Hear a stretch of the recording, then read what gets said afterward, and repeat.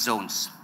Partnering in these and other opportunities would enable the two states control markets across the Atlantic and the Sahara. That perhaps is a cue for the Vice President, Professor Yemi Osinbajo, who explains plans by the federal government to revive the Lagos-Kano rail line as part of efforts to boost local and international trade along the northern and southern zones. For us, what this meant, especially in the context of the Lagos and Kano collaboration, is the refurbishing of the narrow-gauge Lagos to Kano rail with a concession to General Electric, which proposes to invest almost $2 billion in ensuring that the rail route is effective for the movement of cargo from the Apapa port to Kano. Similarly, we're investing in a Lagos to Kano standard gauge line. The Lagos-Ibadan portion of that is expected to be ready by the end of this year. Professor Osinbajo also reels out federal government's plans to create an enabling environment for commerce, especially small and medium enterprises in Lagos and Kano states. Power has remained a major cost factor and an inhibitor for the expansion of industrial activity in Nigeria. We have taken a multidimensional approach by working on both off-grid and on-grid solutions led by the private sector. So by May this year, we'll be adding 450 megahertz to the national grid when the Azura project in Edo goes live.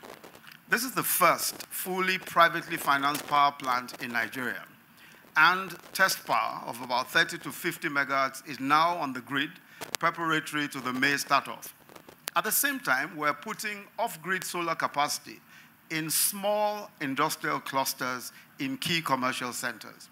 In collaboration with the Kano state government, we are, with a wholly owned Nigerian company, installing a solar standalone system to power the Sapongari market. When completed, it will provide power for 12,000 of the shops and enterprises there. This year, we're working again collaboratively to achieve reforms in the areas of enforcing contracts, registering property, and the issuance of construction permits. Success in these areas will put us firmly on the path of achieving our goal of being a top 100 economy by 2020. The Vice President commends Governors Ganduje and Ambode for their foresight, adding that the federal government would be paying serious attention on the outcomes of the summit to help guide and direct its engagement with state governments. The Lagos-Kano Economic and Investment Summit continued with plenary sessions, which was the main course of the event.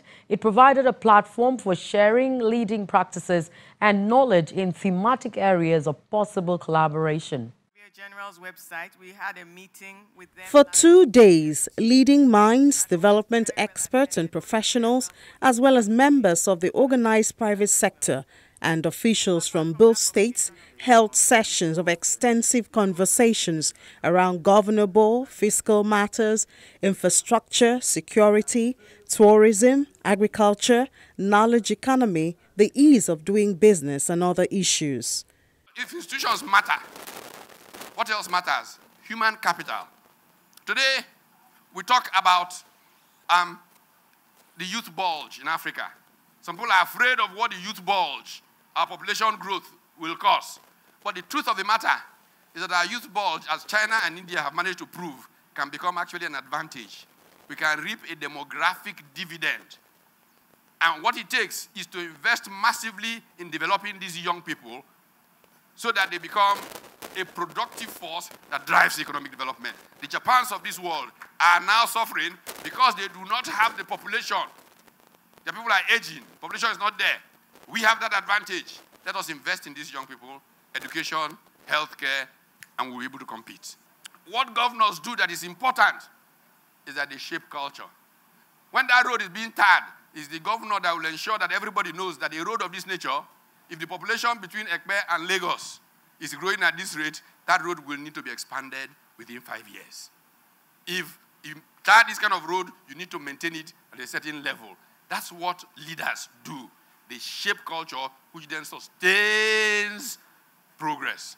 In order to ensure that a state like Lagos and Kano are easier for us to do business in, the things that we would ask for are good transportation infrastructure to the extent to which the state can provide, also on a PPP basis, because there's a lot that rests on the private sector as well to do. The second thing is good governance, and we thank you for the excellent governance in the last 3.5 years. The third thing, sir, is good manners, also by state officials. Because at the end of the day, no matter what we do, no matter the statistics, if our engagement as private sector with state government officials comes out as a negative experience, it's not good for investment. The summit ends with the signing of a memorandum of understanding between Lagos State and Kano State government for economic partnership and to jointly explore investment opportunities aimed at creating jobs and facilitating growth and development. That report concludes this week's edition of the program. Thank you so much for staying with us. Remember to visit our social media portal and interact with us. I'm Loretta Chiogo. Bye now.